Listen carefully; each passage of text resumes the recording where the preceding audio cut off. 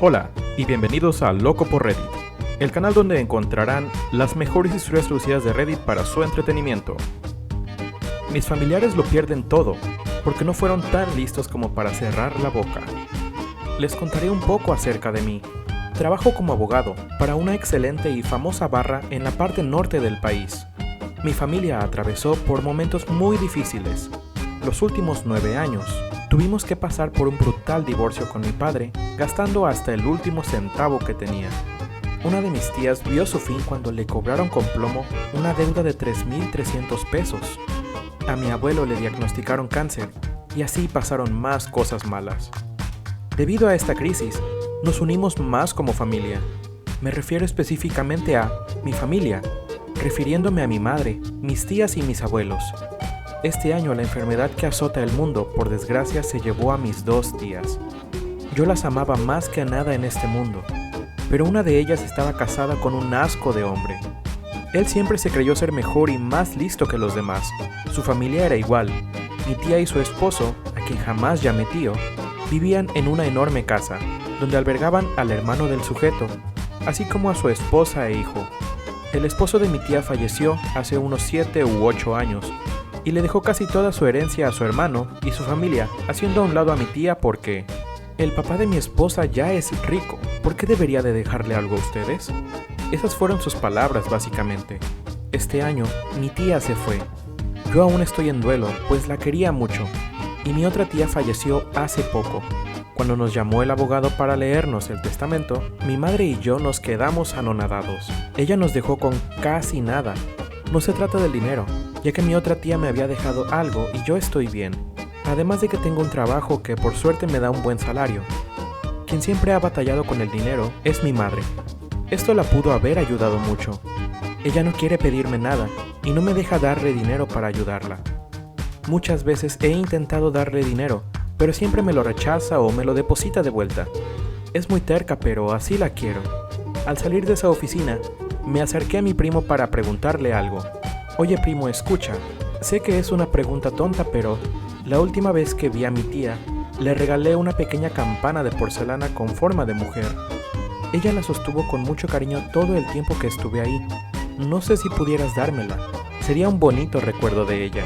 Él se me quedó viendo y puso una mueca burlona, como si fuera el perdedor más grande del mundo. Sí, lo que sea, no me importa. ¿De qué me sirve esa tonta campana? Llévatela. Pero no esperes que te demos una sola cosa más. Nos partimos el lomo para poder hacer que lo del testamento funcione. ¿De qué hablas?, le pregunté. Él se dio cuenta de que había hablado de más, así que simplemente se fue. Mi mamá volvió a casa, y yo conduje a mi oficina para echarle un buen vistazo a los papeles del testamento de mi tía. Era irrompible, sin fallas. La letra era la de mi tía. No había duda alguna de eso. Entonces, ¿a qué se refería mi primo?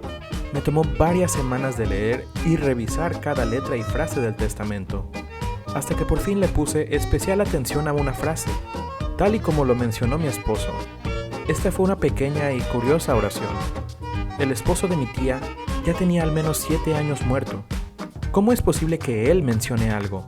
Ya que los zombies aún no se levantan y no creo que ningún muerto pueda hablar. Tuve que revisar el testamento de nuevo con esta pista en mente. Otras cosas a las que no les había prestado atención comenzaron a hacerse más claras. Faltaban al menos 2 hojas, cambiando por completo el contexto de las oraciones.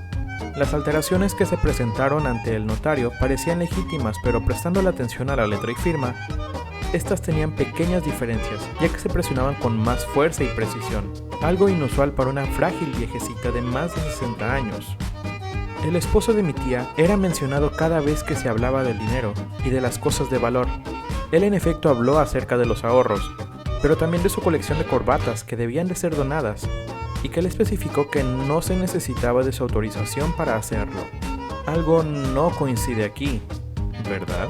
Cuando hablé con mi mamá y mis abuelos, mi abuelo, que a pesar de su avanzada edad tiene más fuerza y concentración que un hombre de 40 años, mencionó el testamento del esposo de mi tía.